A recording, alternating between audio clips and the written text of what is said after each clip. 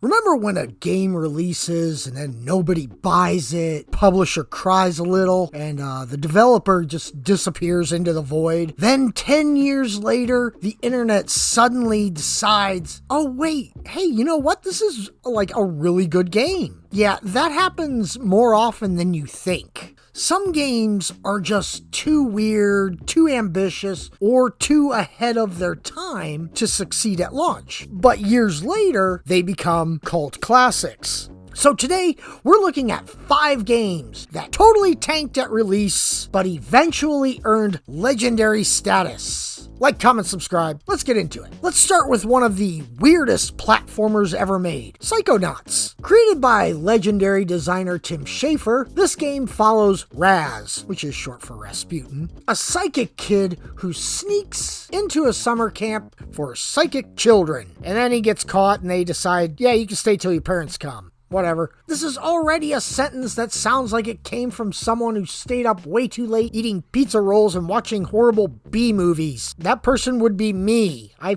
just attacked myself. But here's the twist. Instead of like normal levels, you actually jump into people's minds, and every mind is its own bizarre world. You got a paranoid conspiracy theorist whose mind is literally full of secret agents, a war veteran whose brain is a chaotic battlefield, like mine, and a stage actor whose mental world is basically a dramatic theater performance. It's creative, hilarious, and completely insane. The problem was, nobody bought it. Psychonauts released in 2005 and sold way below expectations. Which is honestly shocking because compared to some of the games released that year, and we had like the Playboy Bunny game or something, and then Stock Market Tycoon, I don't know. But they were horrible. But those games made this one look like it was Shakespeare. Over time, players discovered just how special it was. The humor, the creativity, the characters, it all aged incredibly well. And the fan base kept growing. It grew so much that in 2021, we finally got a sequel, proving the cult following never disappeared. Moral of the story, sometimes the weirdest games just need a little time.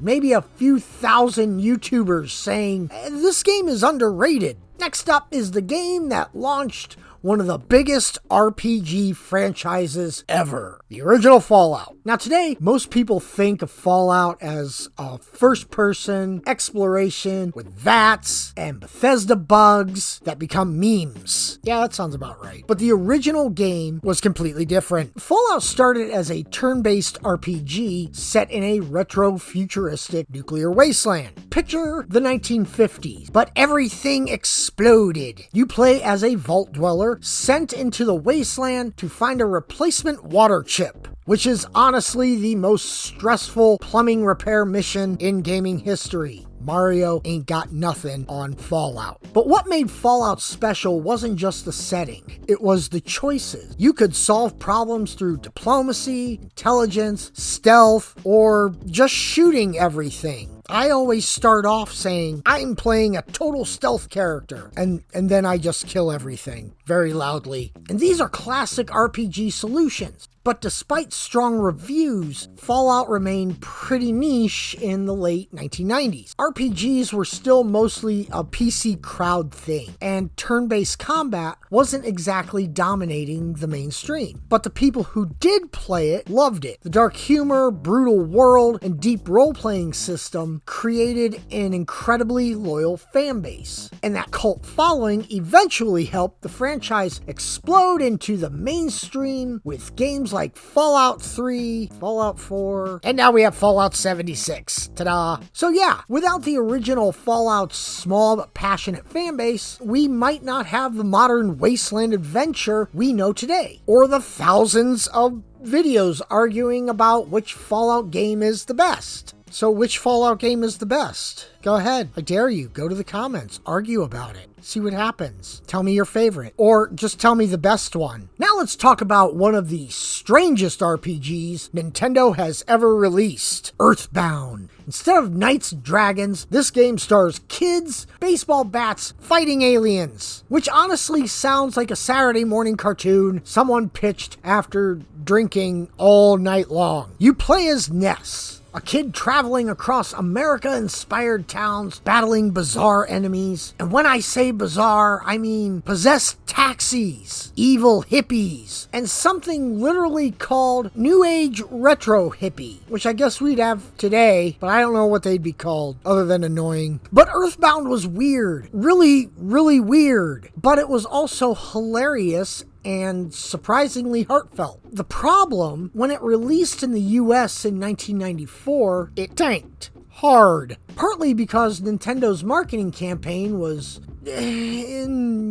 questionable. They literally ran ads saying this game stinks, which is probably not the best strategy. The 90s were, I don't know, they're trying to be self-aware, and shockingly, telling people your game smells bad did not increase sales. But years later, fans started rediscovering it, and once people actually played it, they realized something. EarthBound was way ahead of its time. Its quirky humor and emotional storytelling influenced tons of modern indie games, including one of the biggest indie hits ever, Undertale. Today, EarthBound has one of the most passionate fan communities in gaming. Proof that sometimes the weirdest ideas age the best, even if they smell, supposedly. Next up, we have a game that combines film noir detective stories with the Mexican Day of the Dead. Because, sure, why not? Grim Fandango follows Manny Calavera, a travel agent in the afterlife, and his job is selling luxury travel packages to souls heading to the land of the dead, which honestly sounds like the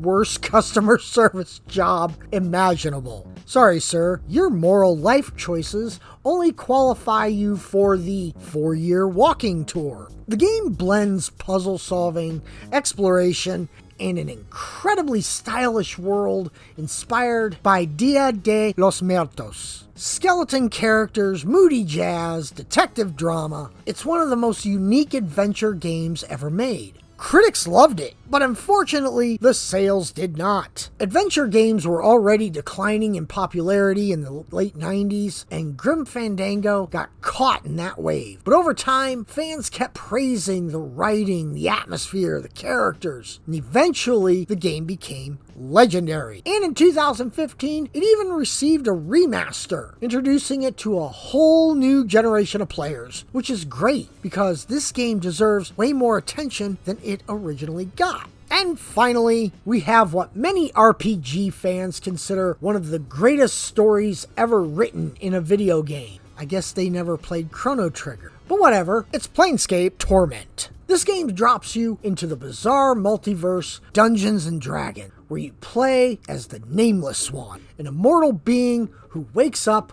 no memory, and a body covered in tattoos reminding him of his past lives, which is honestly the most metal RPG concept ever. Instead of focusing on combat, Planescape focused on story and dialogue, and there was a lot of dialogue. Like, a lot. Seriously, reading this game sometimes feel like you accidentally opened a book and you're reading. I know, it's a weird concept for people in 2026, but here we are, reading books. And the writing is incredible. Players face complex moral choices, philosophical questions, and some of the deepest characters in RPG history. Unfortunately, when it launched in 1999, it didn't sell very well. Partly because it released around the same time as Baldur's Gate, which grabbed most of the spotlight. But over the years, RPG fans rediscovered it, and today Planescape Torment is widely considered a cult masterpiece. Its influences even show up in modern RPGs like Disco Elysium, which clearly took inspiration from its deep narrative design. Those are 5 games that flopped at launch, but eventually became cult classics. Sometimes a game is just too weird or too ambitious or too different for its time, but if it's truly special, players will eventually find it. And when they do, the legend grows. But now I'm curious, what do you think deserves cult classic status? Let me know in the comments. And if you enjoyed this video, make sure you like, subscribe,